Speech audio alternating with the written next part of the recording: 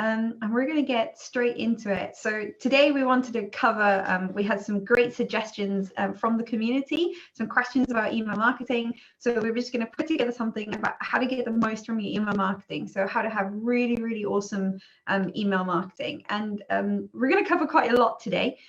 So we're going to take a look at the key ingredients to successful email marketing, not just, sending stuff out and hoping for the best results, but actually having it successful. And then I'm going to show you some different types of nurture, because nurture is the really important part. I'm also going to show you a real life example of how well you can do when you really nail it. I'll show you a little bit about the science behind why it actually works. And then I'm going to show you those two types of nurture in depth. I'm even going to pull in some campaign structures, and I'm going to show you the structure to what we call perfect sales campaign. So the campaign structure that we give to all of our clients. And we give to our community as well, and then we'll chat next steps. So just to get into the introductions, I am Kenda Macdonald, and I specialize in behavioral marketing automation, and I run an agency called Automation Ninjas. And we talk and we chat and we create everything to do with the customer journey, so and how to automate it. So everything that you need to do in order to get leads coming in, how to convert those leads at a higher rate, how to make sure you have really good quality customers, and that you can keep them happy and have really high customer lifetime value. So that's everything that we do. And I also wrote a book called Hack the Buyer Brain, which is all about how we evolve to survive, not to buy stuff online. Because my background is in forensic psychology, I bring the psychology into the marketing, but I do spend most of my day creating customer journeys for lots of different people across lots of different industries. And there's one thing that I've learned in doing all of this, and that is all about the value. If you are going to succeed with your marketing automation, it's got to be about the value. Because at the end of the day, as a species, humans send around 293.6 billion emails a day. So it's quite a lot of stuff that we're sending out all the time. But generally, for every dollar that you spend on email marketing, you should get a return on investment of around $44. So email marketing can be phenomenal for your business if it's done the right way. It can be extremely powerful. And we know that consumers want to keep in contact with us via email. So don't listen to people when they say that email is not the thing. So we know that certain consumers like to be in contact via social, but 60% of consumers want to be in contact with you via email if they deem your product or service important enough. So that's the key, is how important are you to them? And the important thing about email as well is its own traffic. It's something that you own that list. So if your Facebook account gets shut down, or if your Google PPC stops working, or your website goes down, you still have that email list of people that you can contact. It's a very secure form of contacting people. But it's not all roses, not all happy. Around 59% of people who unsubscribe from lists say that they were getting too many emails. And that's a little bit scary, because then we get into the conversation of, well, should we be sending emails, and how should we be sending emails? Around 43% of people within that study also said that one of the main reasons that they unsubscribed was also because the information was no longer relevant to them. So they've grown and they've moved past that thing that they originally signed up for. And around 43% of people didn't recognize the brand or don't remember signing up. Now, that is pretty crap. If you have an audience that has signed up for something and has then gone along to unsubscribe because they don't remember who you are, you're not doing a good job with your email marketing. And it's something that you really need to be keeping an eye on. So what we want to make sure that we're doing is we are keeping totally front of mind. We are getting the right kind of ROI, and we're engaging with people in such a way that we don't do any of those bad things. We give them a happy amount of emails, and we make sure that they're really enjoying the information that we receive. And in order to do that, the real key to getting good ROI is purely in the value that you provide. Now, over the last 10 years of sending various different campaigns out and working in email marketing, the big thing is making sure that when you are sending your email communications, it is not all about you, because it's all about your audience all the time. So if you want to provide value, and you want to make sure that you're engaging your audience, you have to make sure that you're providing the right kind of information. And do not just send emails constantly talking about your opinion on something or your this and that. Unless you're a really strong thought leader, people aren't going to be interested in that. So the real ingredients that you want to be putting to your email success, there's a lot of different things that you want to be putting, but there's some key ingredients. The first is actually the lead magnet, and this is, you know, the step that people take to actually signing up to being part of your list. That is your first sort of interaction with people, and if this part isn't good, the rest of it is also going to be bad, and they will have a bad opinion from the get-go. So we don't want that. We want to make sure that from the get-go they're extremely excited to be on your list. So the lead magnet is a very, very important part to your email success. Then we have the follow-up. That's really important to make sure that you have keyed in follow-up, and I'm actually going to show you an example of how you can do that. And then this one is the one that people tend to forget. You are building value continually. Every little communication that you send builds up to form an experience that your audience is receiving from you. So you can't just give them value once and then sell the rest of the time. You have to continue building that value. And I'm going to show you the science behind why that is so important. And then you have your long-term nurture. And this is something that most businesses don't do. And this is the thing that makes my customers the most amount of money, is the long-term nurture and the approach to that. And we'll get into that in a second. And all of this is setting the scene for sales. And if you don't set the scene for sales appropriately, you're not going to get sales. So the key ingredients to success are really that lead magnet, that follow-up that you give them, how you keep in contact with them afterwards, and how you build that value. But you'll notice that I don't mention anything individually here. I'm not saying it's this funnel or it's this sales sequence or that specific thing. We're not talking about that here. We're not even talking about copy for the most part here. This is that overarching feel that they get from being on your list or being part of your audience. It's the whole experience. And I know that sounds a bit woo-woo, but there's some quite heavy science behind that. But all of it continually setting that scene for sales. So let's talk about the beginning part to this process, and that is the lead magnet. Because lead magnets are very misunderstood and very often not given enough attention, and they're such a vital part to the sales process. So all a lead magnet is it's taking someone from an unknown, so they don't know who you are, they're, you know, ghost traffic on the internet, to being someone that knows, likes, and trusts you. That is the job of a lead magnet. It's to bring them in and enable you to send them communications and enable that relationship that builds. So you're basically giving them an incentive for permission to contact them. And that sets the scene for all of your contacts from that person for the rest of your life, effectively. So we have to make sure that our lead magnet is really keyed in to what we do and how we're going to communicate with them. It's an extremely important part of the process. It's the linchpin to all of your efforts afterwards. So very important that we get it right from the get-go. So there's a lot of different types of lead magnets out there. You have things like PDFs and checklists, you have those ebooks, you have video download series and email series and webinars and tutorials, you have templates and worksheets and workbooks. All that kind of stuff is what we like to call top of funnel stuff. It's very basic stuff that people might come in for because it's something that they're interested in. But then we start to get a little bit further on and we have more in-depth lead magnets, and you get things like toolkits and calculators, and you know, challenges and replays and quizzes and all that kind of stuff as well. At this point, people are giving you a little bit more information. So they're only telling us really in the beginning part what they're interested in, but here we might find out a little bit more about who they are and what they're interested in, maybe what's a problem for them right now. And then you get bottom of funnel stuff. And the bottom of funnel stuff is all the lead magnets that may have to do with the actual sales process.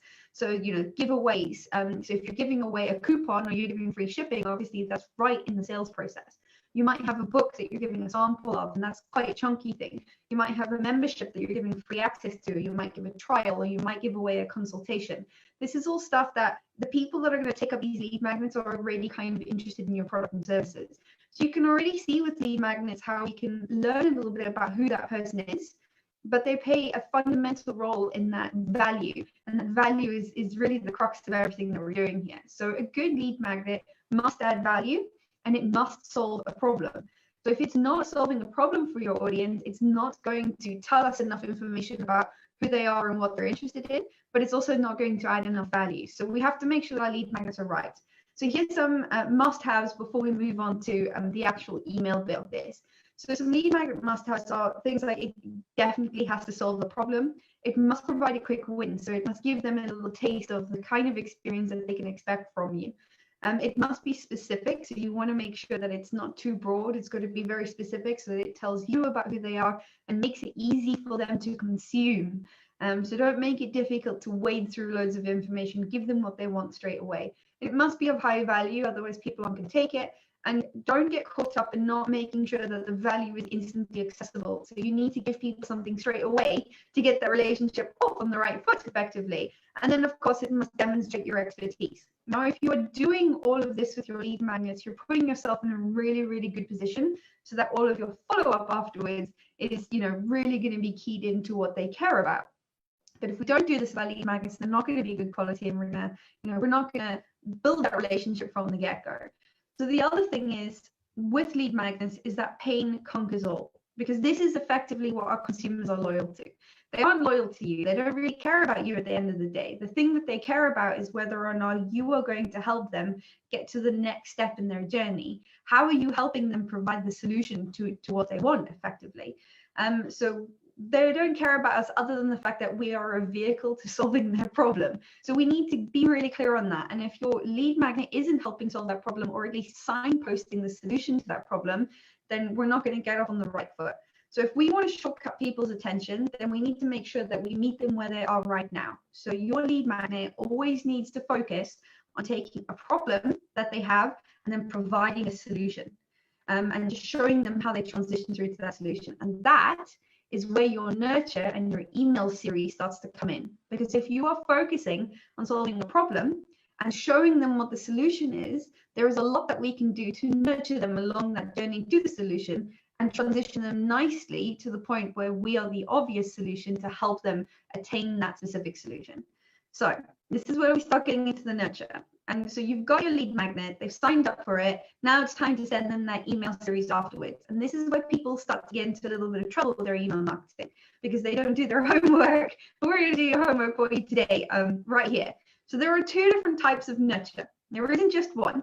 There are two different types of nurture, and they're both awesome, but they have totally distinctive roles to play within your email marketing.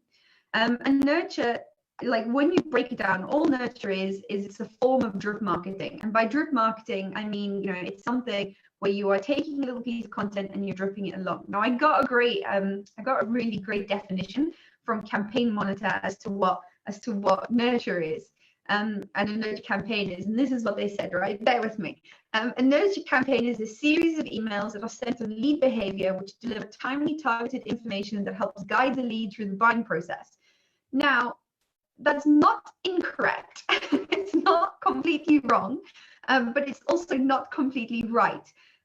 Because there are two different types of nurture. What they are talking here about is what we call short-term nurture. And short-term nurture is great. It's the type of email marketing that everybody tends to know about. When someone signs up for something, you want to send them an email series, right? So it's the kind of content that goes immediately after someone signs up for something. So in this instance, someone signed up for your lead magnet, we're going to send them some emails to deliver the lead magnet.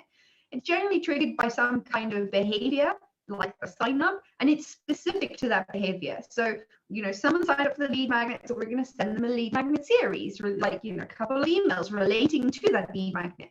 So it's very, very keyed into what's going on. It's not what we call onboarding. That's a welcome series. It's slightly different. It's just someone's done something specific. We're going to give them a little bit of information. And it's short term. It doesn't go forever, just goes for that little bit. So that is what Campaign Monitor is talking about here. Short term nurture. Somebody does something, we deliver some emails. But that's not the most effective nurture that you can be doing. It's extremely important and you have to be doing it. But the place that you're going to make the most money is with your long term nurture. And what your long-term nurture is just nurture that goes always, and hence the term long-term, right? And what you should do with your long-term nurture is you should drip content over a really, really long period of time, so basically forever, and you should track people's behavior. This is the stuff that is the money maker. Because when you track people's behavior, you get to know who they are. You progressively profile them. You learn a little bit more about them all the time. It allows you to segment your audience. And that sounds complicated, but it can be done so simply. So you have your short-term nurture and your long-term nurture, and it's the interaction between the two that builds the experience that they have with your database. And all your nurture is it's some online relationship building, and it's just you getting to know them by talking about the stuff that they are interested in. Okay, and we're going to get into the nitty-gritty between the two, don't worry. I'm even going to give you some campaign structures for them. But it's really important that we don't talk about ourselves all the time. We're talking about them and the problems that they have, because that's what they're interested in. Interestingly, if you're an introvert, you already do this really well. So if you're an introvert and you spend a lot of time with really loud, noisy extroverts like me, then you do this constantly, because you'll ask people like me questions about myself. And because I'm a total narcissist, I will definitely chat about myself a lot. So introverts are really good at doing this, and all of us extroverts, we need to learn from the introverts. You learn a lot by somebody by talking about them effectively. So I'm going to show you how this has actually worked for a client of ours, because I want to show you the impact that it can have. So we have a fantastic client called New Zealand Natural Clothing. They run some brick and mortar clothing stores. So they have 5 shops across New Zealand. And when they originally came to us, they wanted to put together their online store, and they wanted to make their online store work, because it wasn't working very well. So we've done a lot of stuff with them over the years, because we've been working with them for a while. We put together lead magnets, we've done landing pages, we've done a newsletter, we've done RFM, so recency, frequency, and monetary value segmentation, which works fantastically for e-commerce. We even put a full customer journey in. They have a behavioral content plan, and we do things like we even trigger campaigns based on behavior. Now, all this stuff is good and fine. We've done all of that, but there's one thing that we've done that has had the biggest results, and it's quite irritating because it's the easiest thing to do as well. And that is just communicate consistently to his audience. So the one thing that we did was we focused on consistent value add. So constantly making sure that we were adding value and we were providing the right information to the right people, and always talking about the problems and challenges that his audience has. And it was just a long-term nurture campaign that dripped some blog posts that he was already writing, or that we were already writing for him consistently every week. That's all the long-term nurture is for him. And what that did is he got a 231% increase in his conversion rates without changing anything else. He had 126% higher average order value, so more people effectively spending more money every time they were purchasing, so buying these more expensive products. He had a massive increase in new leads and the customer lifetime value as an association, because we were putting more blog posts up, which meant he was having more traffic through to the site as well, and people were referring more often. He had increased engagement and a decreased amount of opt-outs, so his open rate and click-through rates went up and his unsubscribers went down. So pretty phenomenal, just from sending a weekly email that had real value inside it. And this is what it looked like for one of his sales campaigns. So I've got 3 years of data that I can show you.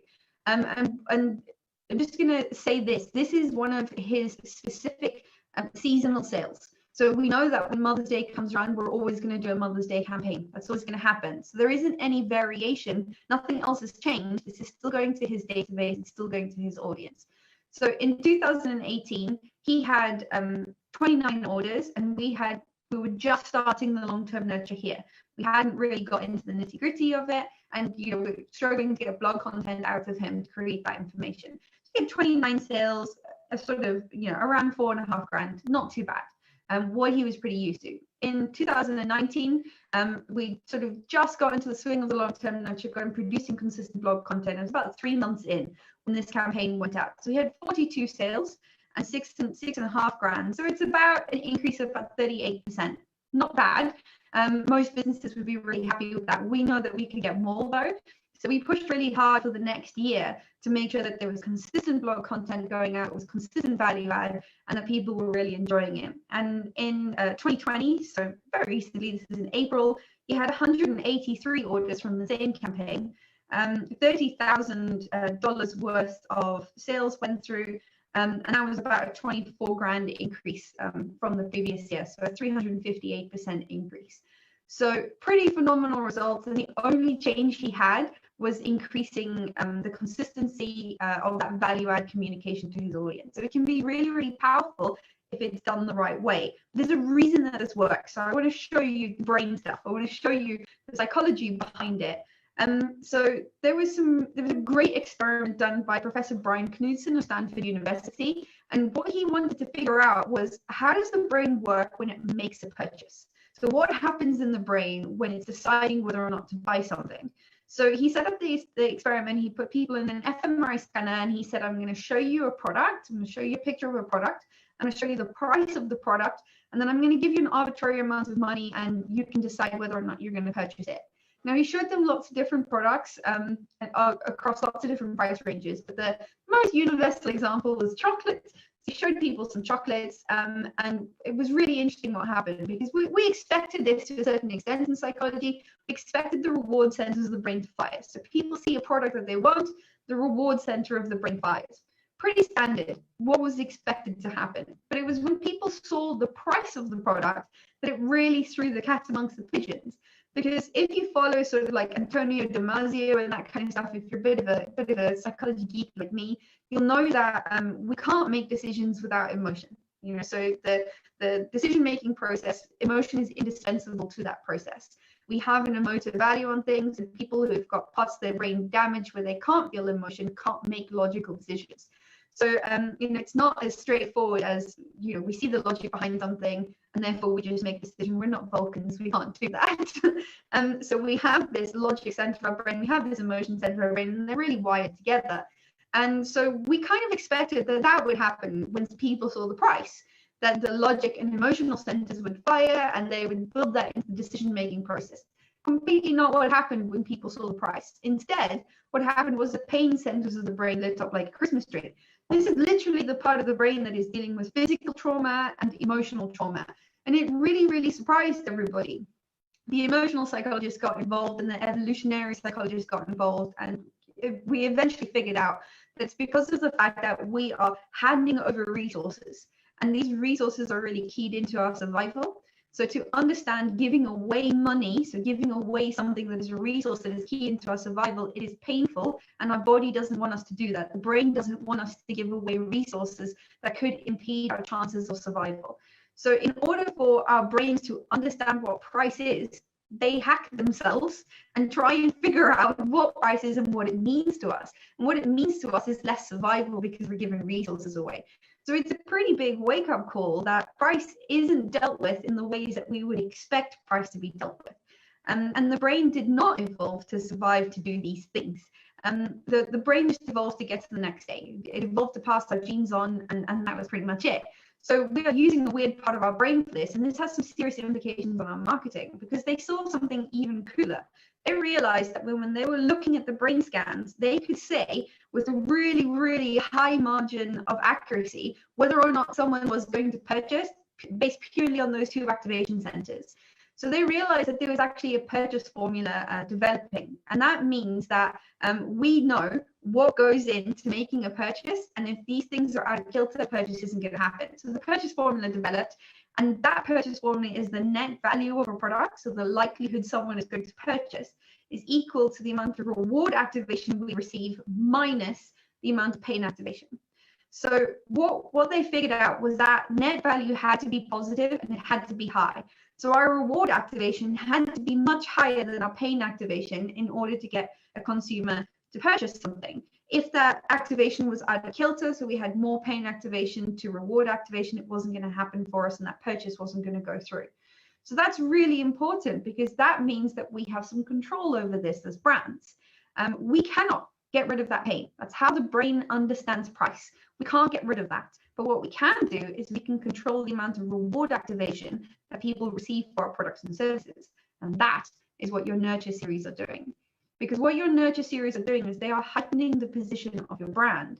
This is what luxury brands do really well. They heighten the position of their brand and their products and their services way above the rest of the market brands. And if you do this consistently, like New Zealand Natural Clothing did, you consistently send out value-add information, the reward value goes up.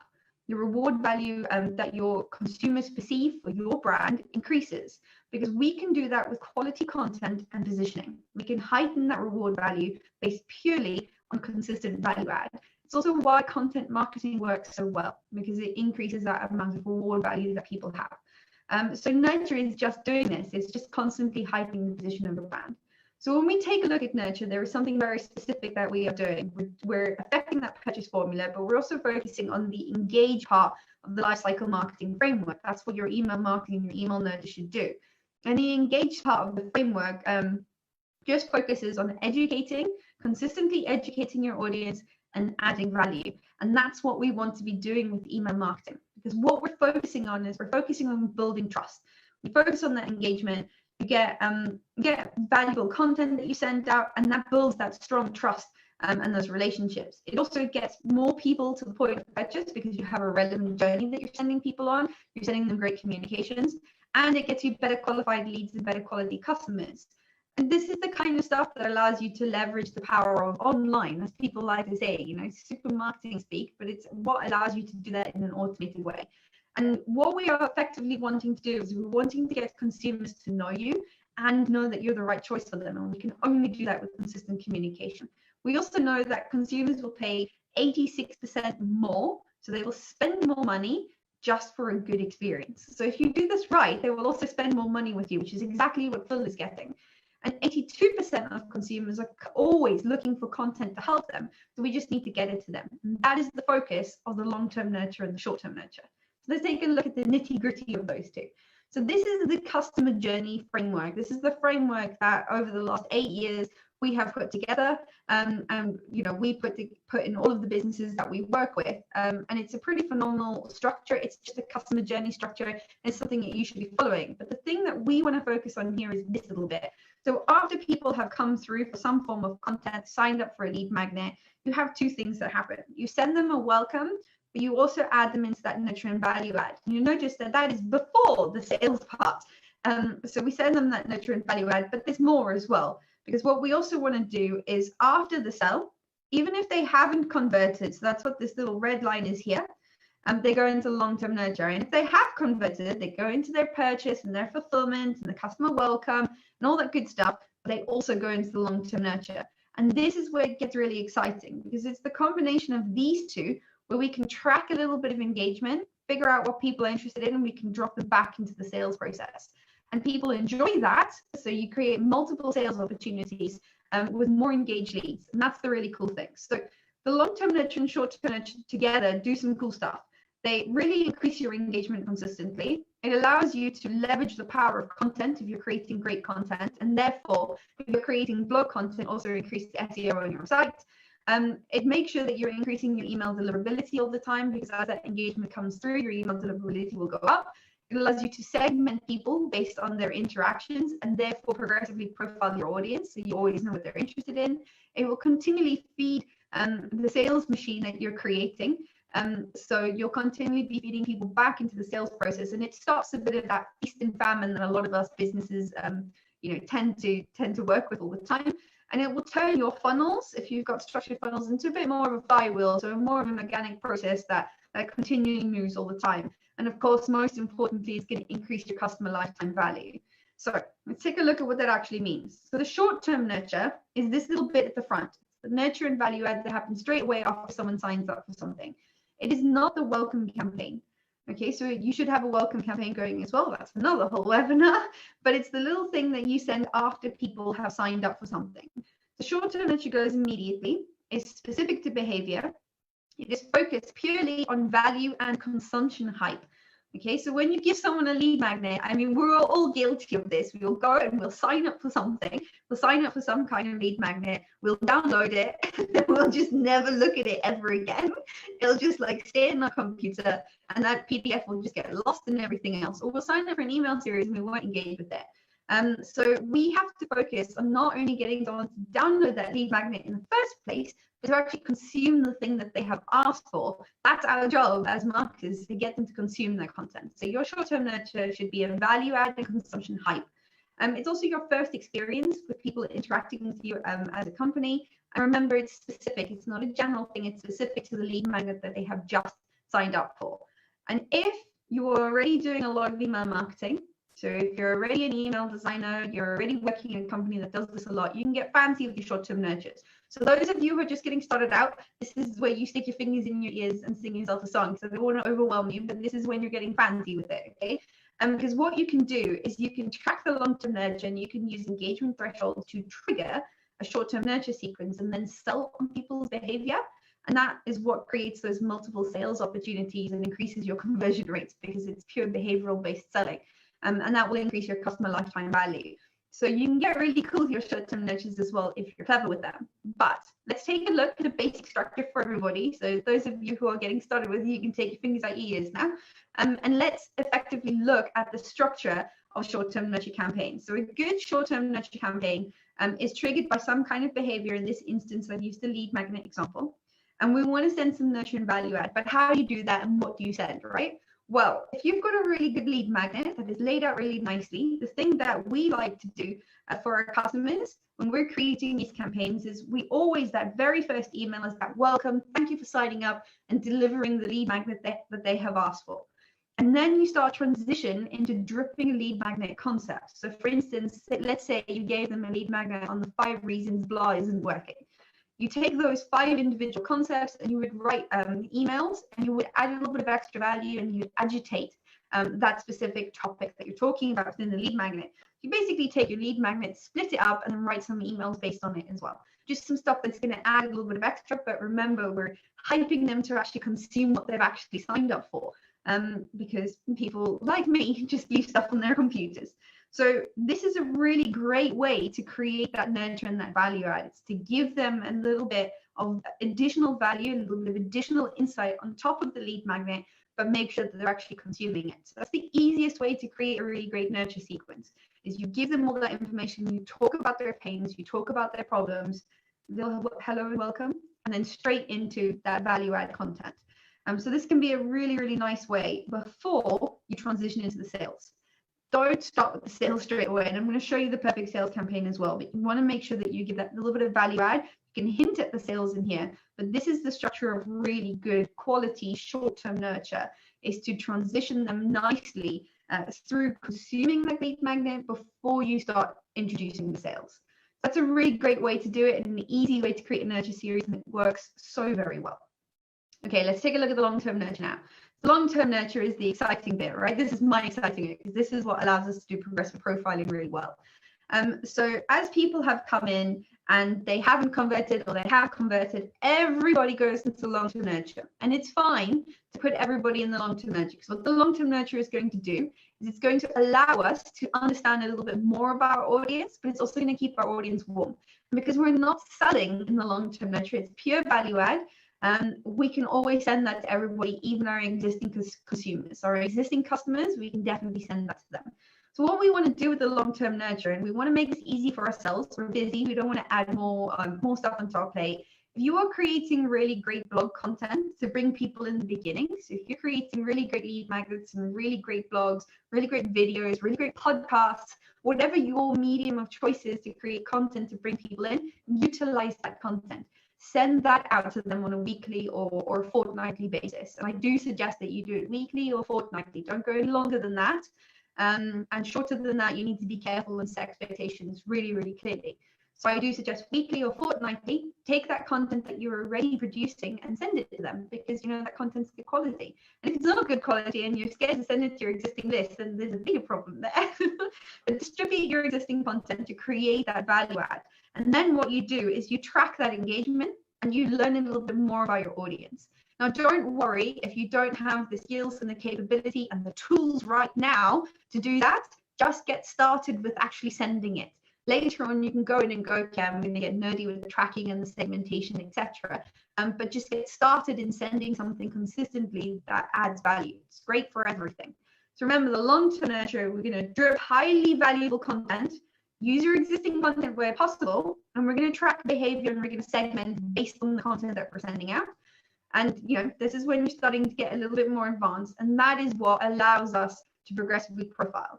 Now, there is a consideration in here. This can actually be a newsletter. So if you are sending a newsletter out, say monthly, and if it is good enough quality, then it is definitely something that could be considered long-term nurture. But I would maybe consider sending your newsletter more frequently. So for instance, a great friend of ours, a dude called Roman, he runs a company called Pension Craft.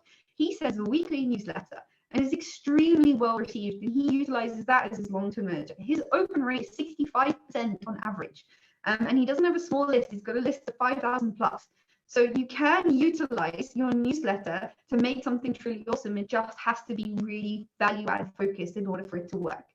So it can be a newsletter. You don't have to get super crazy with blog content if you're not creating that. But if you're already creating content, send it out. So let's take a look at how this actually works, a campaign structure. So this might be a long-term nurture drip. You might have your long-term nurture content. You might, be sending it weekly, say for instance.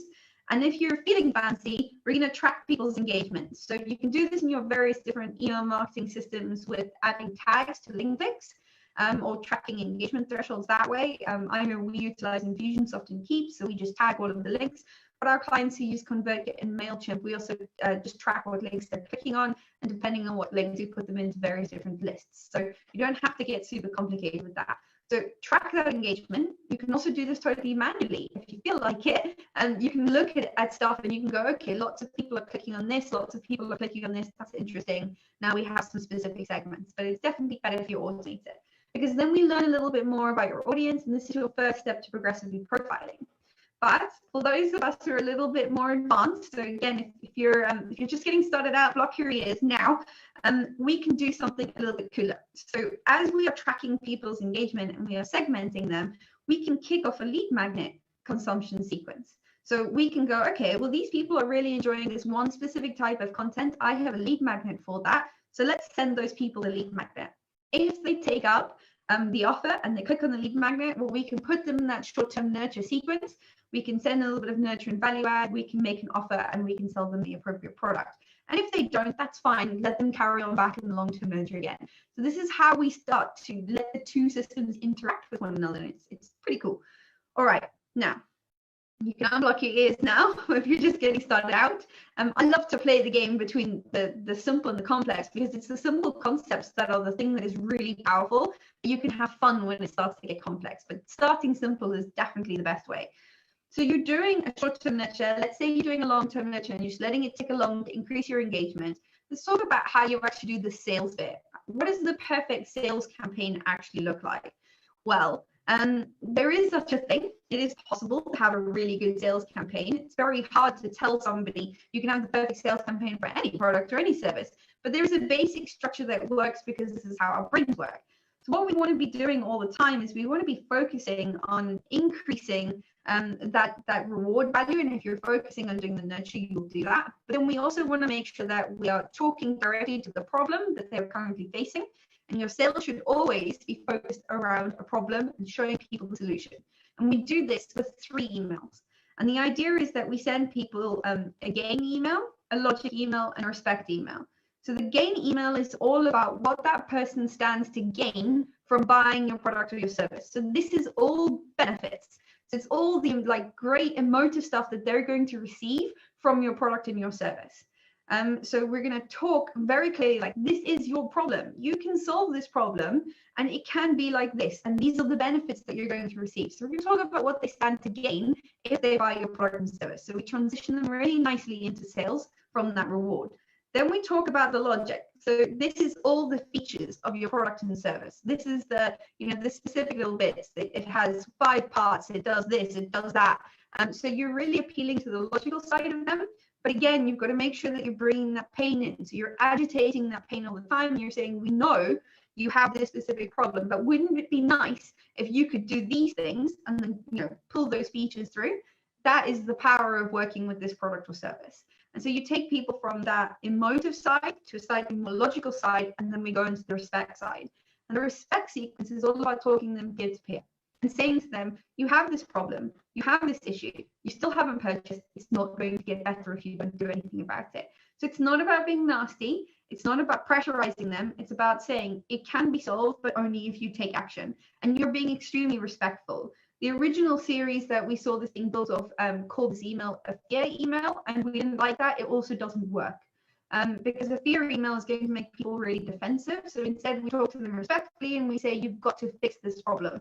So you're going from something that is a bit more emotive to something that's a bit more logical but agitates that problem to something where you're sitting down and going, look, it can be achieved this way.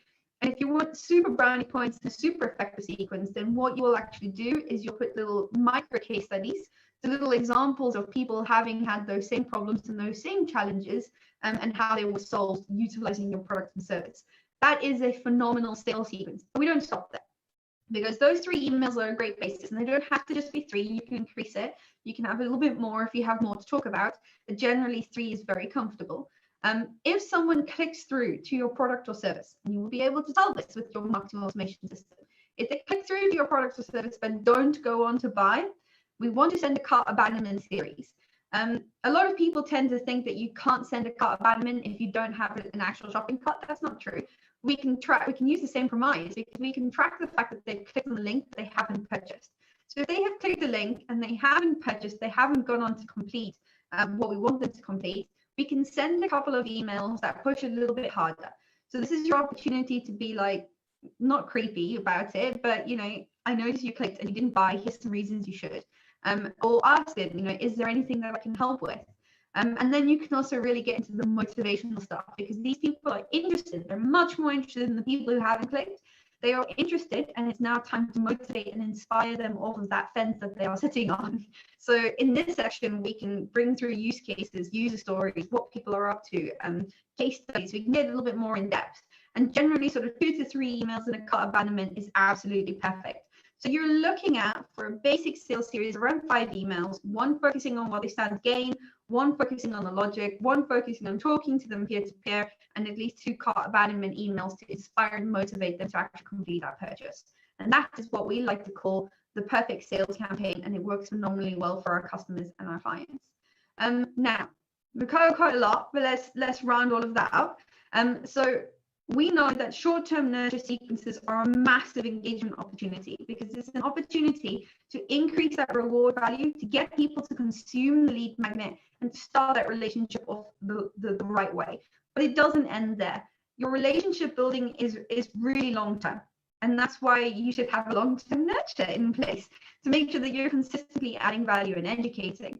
And then focus on always heightening the position of your brand. If you're heightening the position of your brand, you are increasing the amount of reward value, and you are increasing the chance that you have to actually get that conversion. So don't stop. If someone goes through short-term nurture and they don't buy at the end of that, that's okay.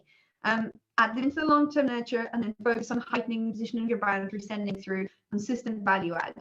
And always nurture first, and then the perfect sales sequence. So if you're going to look at a sales campaign, do that little nurture piece where you send, you know, little welcome, nice few emails, and then transition into that sales sequence.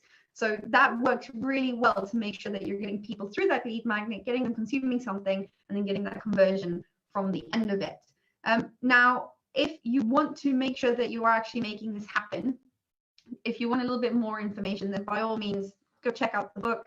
This is literally what the book is written about, the science behind why all of this works and the structure for your customer journey. So go and check that out. But Lenka has given me a full permission to tell you about the Marketing Automation Academy, which just launched yesterday, which is really exciting. But if you're really interested in all of this stuff, then go check out the Academy.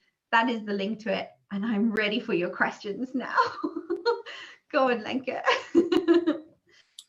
We've got one question from James, who's asking that at the very beginning of the funnel, how does one go about building a mailing list? Oh, he might have some contacts that he's obtained before from phone calls and stuff like that. And he's asking if he can use these as the first email, or how it goes with GDPR and stuff like that. So how would you recommend people to get started if they are literally at the beginning of their email marketing journey? Yeah, I'm going to be really cheeky and say you should just sign up to the Marketing Automation Academy, because we're actually doing a challenge on that on Tuesday.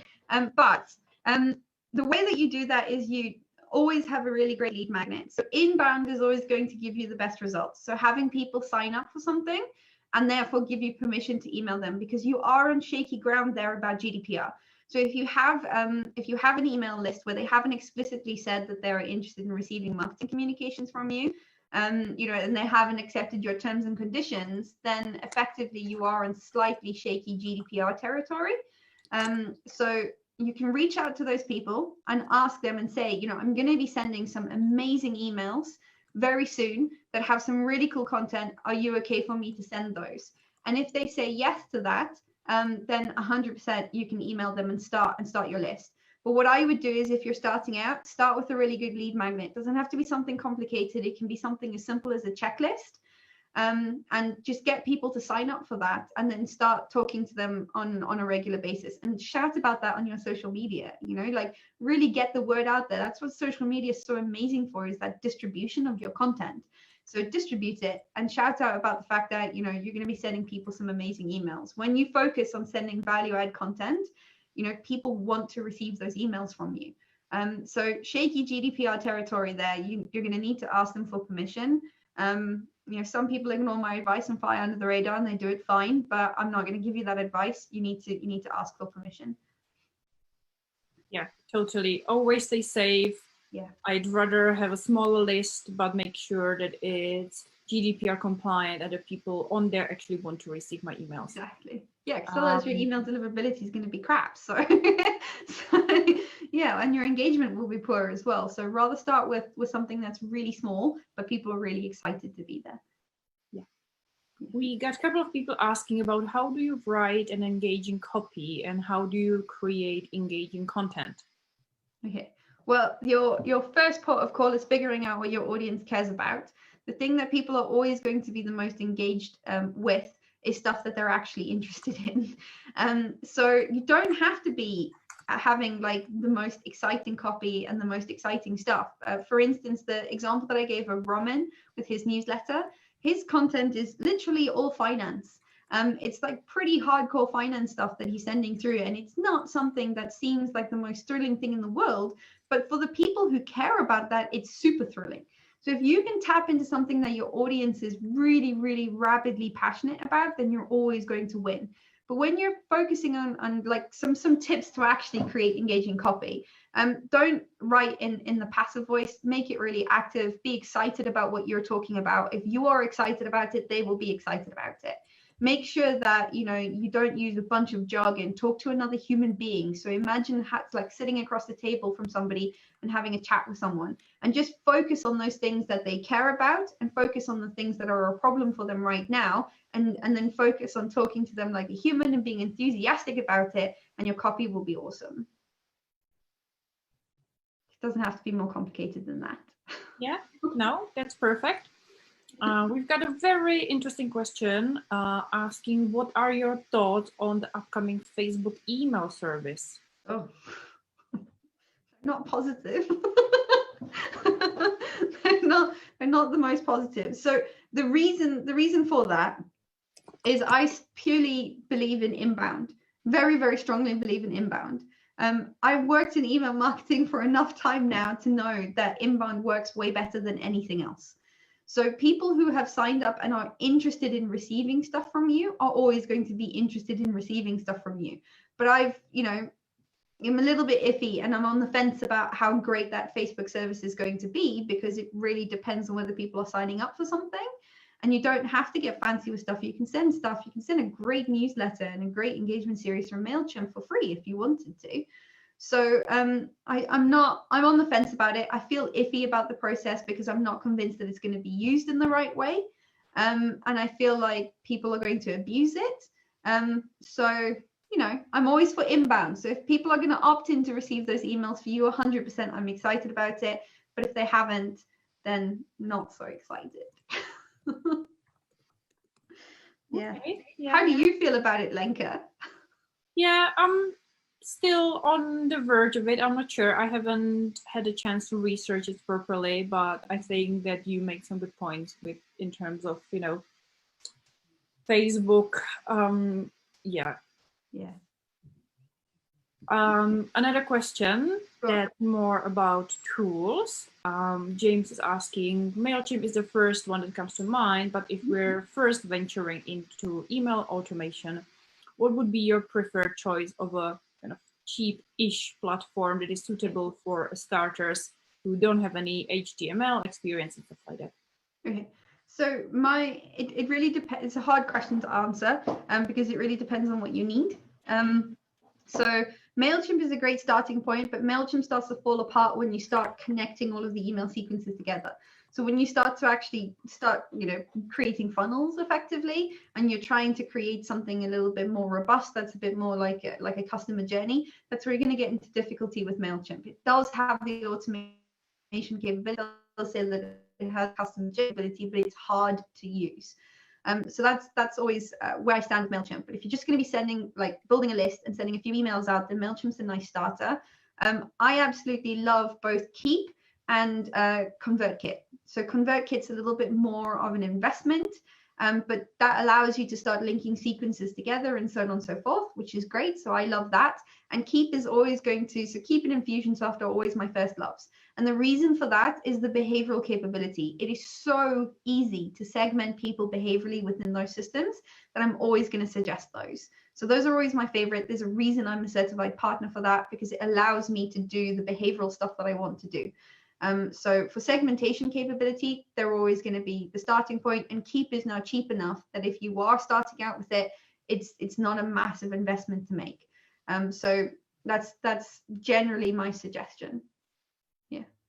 Yeah, I would tend to agree. I switched from MailChimp to ConvertKit last year, and it wasn't big deal with the investment. ConvertKit is fairly affordable, but I really enjoyed how it integrates with WordPress, because MailChimp seemed to be a massive pain in the ass when I started doing more automation. So ConvertKit was very seamless to embed things and do automations within WooCommerce and WordPress and stuff like that. So it really depends on what it is that you need. I think that's it. I'm checking the questions, but it seems like we've covered everything that people wanted to know. As always, if there's more that you would like to know, just drop a comment under this video or find Kenda on LinkedIn or anywhere, and I'm sure that she will be more than happy to answer your follow-up questions. And definitely make sure to check out her Marketing Automation Academy, because I watched some of her webinars that she's done this year, kind of on the topics that go beyond this today's session, and it's just so helpful and so practical. So I would highly recommend you to go and check it out. One quick question I've seen for Rajan, is it better to have a landing page on your own site or use a third party? Okay, so if we look at the psychology of it, definitely better to have it on your own site. However, people don't pay as much of attention to that as we tend to think. So if you can create a better quality landing page where the user experience is better and you do that via a third party, totally fine. That is the most important thing. What does it look like and what does it feel like and how easy is it to use and understand? That trumps everything else. So if you can't do that on your own site, opt for a third party. But if you can do that on your own site, then ditch the third party service.